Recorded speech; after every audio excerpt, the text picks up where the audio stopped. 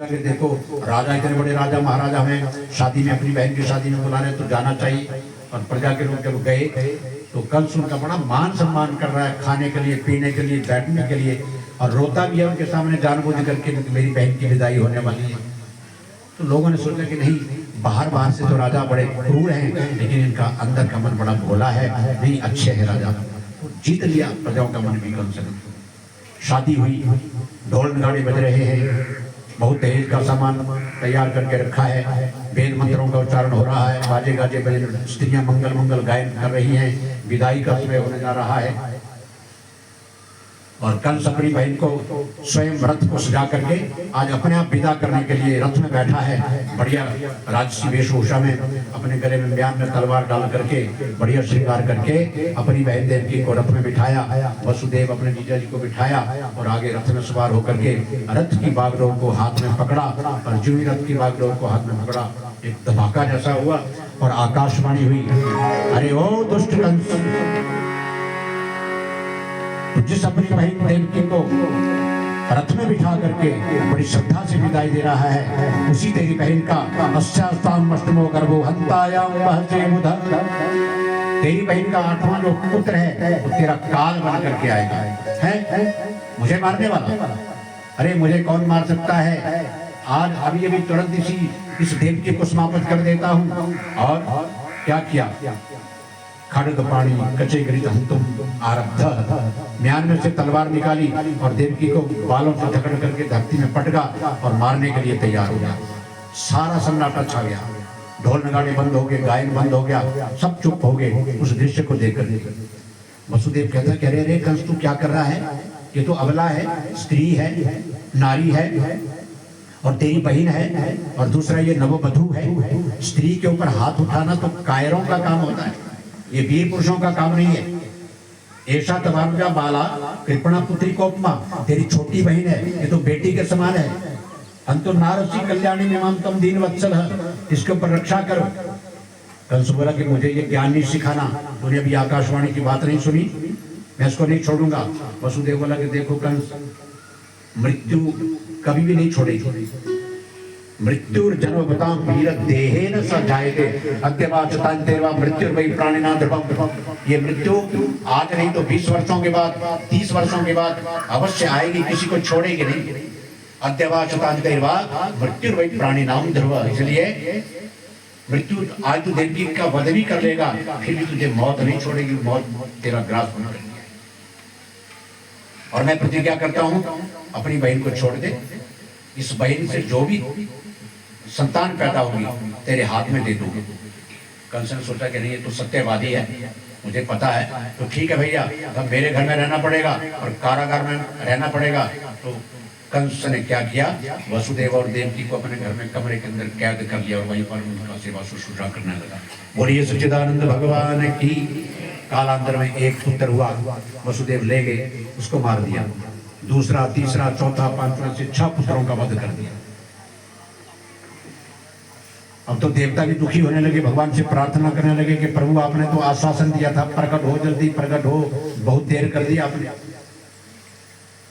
अब देवकी के 7वां गर्भ हुआ तो भगवान ने अपनी योग माया भगवती जगदम्बा को आह्वान किया, हे देवी जगदम्बा, मेरे 2 काम करने बोले। प्रभु बोलो। पहला काम, वसुदेव की जो धर्मपत्नी है देवकी, जो कारागार में है, उसके 7वें गर्भ को खींचो, संकर्षित करो। और गोकुल में वसुदेव की जो दूसरी रानी है रोहिणी, 6 पत्नियां और हैं वसुदेव, जो रोहिणी है उसके गर्भ में इसकी स्थापना करो।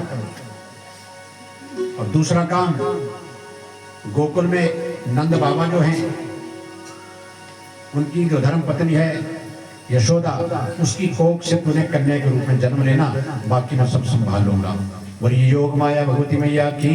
भगवती जगदम्बा ने बोला कि प्रभु ठीक है, ये दोनों काम मैं कर लूंगी। तो योग माया ने क्या किया, 7वां जो गर्भ था देवकी का, उसको खींचा और गोकुल में रोहिणी के गर्भ में उसकी स्थापना कर दी। और रोहिणी के गर्भ से भाद्र शुक्ल द्वादशी को एक बालक पैदा हुआ जो बलराम नाम से विख्यात हुआ। संकर्षण भगवान शेषनाग के अवतार हैं। और ये बलराम भगवान की भाद्र शुक्ल द्वादशी को प्रकट हो गई बलराम शेषनाग के अवतार। आंखें नहीं खोली। क्यों? जब तक मेरे भैया कन्हैया का दर्शन नहीं होगा तब तक आंख नहीं खोलूंगा। कंस को पता चला कि देवकी का 7वां गर्भ अल्प अवधि में गिर गया। अरे भैया कोई बात नहीं, अब 8वां गर्भ देवकी के आया। 8वां गर्भ जब आया तो कंस ने अपने सैनिकों को सावधान कर दिया, भैया खबरदार, सावधान हो जाओ, मेरा काल आने वाला है। हजारों सैनिक चौकसी में लगा दिए, कारागार के चारों तरफ लगा दिए। ध्यान रखना भैया, कोई सोएगा नहीं, रात दिन एक करके पहरेदारी करना। तो सुखदेव जी कहते हैं कि धीरे धीरे वो घड़ी आ रही है, धीरे धीरे भादों का महीना आ गया, धीरे धीरे शुक्ल पक्ष कृष्ण पक्ष आ गया, अष्टमी तिथि आ गया, बुधवार आ गया, रोहिणी नक्षत्र आ गया, भवकरण आ गया, हर्षण योग आ गया और सर्व गुणोपेतक काला परम शुभ। भादों का महीना है, कृष्ण पक्ष है, अष्टमी तिथि है, लेकिन अष्टमी की तिथि में काली काली रात में पूर्णिमा का चांद उदय हो गया। बोलिए सच्चिदानंद भगवान की। भादों का महीना है, नदी नालों और तालाबों का जल गंदला होता है, लेकिन तालाब, नदी, नालों का जो पानी है स्वच्छ हो गया, निर्मल हो गया। भादों का महीना है, रात्रि का समय है, तालाब में कमल खिल गए, पेड़ पौधों में नए नए पत्ते आ गए, बसंत की तरह फूल उगाए और चारों तरफ बबौवायु सुख स्पर्श पुण्य गंध वह शुचि, ठंडी ठंडी हवा चलने लगी और चारों तरफ महक खिल गई। मानो सारी प्रकृति आज अपने प्रभु के स्वागत के लिए तैयार है। पूर्णिमा चंद्रमा उदय हो गया, कमल खिल गए तालाबों में, पानी स्वच्छ हो गया, ठंडी ठंडी सुगंधित हवा चलने लगी और अगस्त बीतादिनम शांता तत्र समिंधत।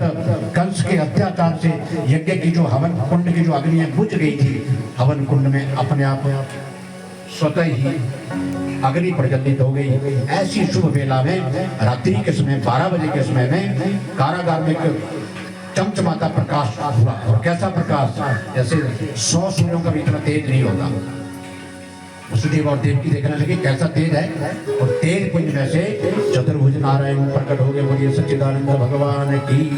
और दिव्य नारायण का स्वरूप जब देखा, दोनों पति पत्नी हाथ जोड़ करके प्रार्थना करते, हे प्रभु विदितोऽसि भवान साक्षात पुरुषः प्रकृते परः। प्रभु हम जान गए आप इस प्रकृति से परे परम पुरुष श्रीमन नारायण भगवान साक्षात है। प्रभु आपके चरण कमलों में हम कोटि कोटि वंदन करते हैं। भगवान कहते हैं कि आपने बहुत सेवा की थी, पिछले जन्म में भी आपने यही प्रार्थना किया था कि मुझे हमें आप जैसा पुत्र चाहिए। पीछे भी आपका प्रश्न भगवान विष्णु के अवतार हैं, बेटा बना। स्वयं मनवंतर में सुतपा और प्रश्न ने घोर तपस्या करके विष्णु भगवान को प्रसन्न किया था और मांगा था कि आप जैसा पुत्र हो। तो स्वयं भू मनवंतर में पृश्नी गर्भ नामक पुत्र में आपके यहाँ प्रकट हुआ था।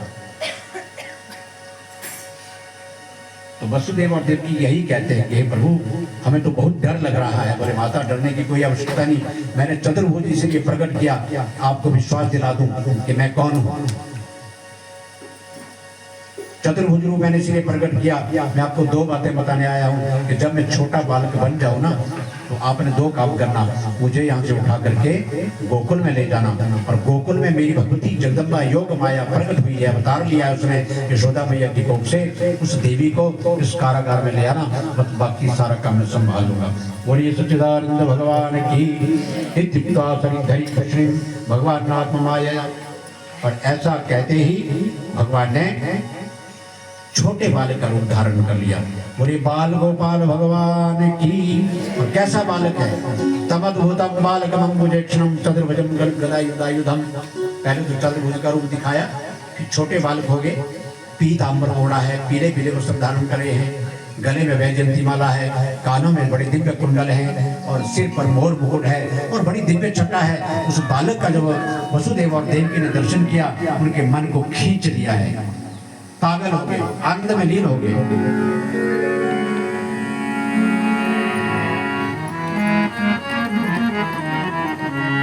क्या छवि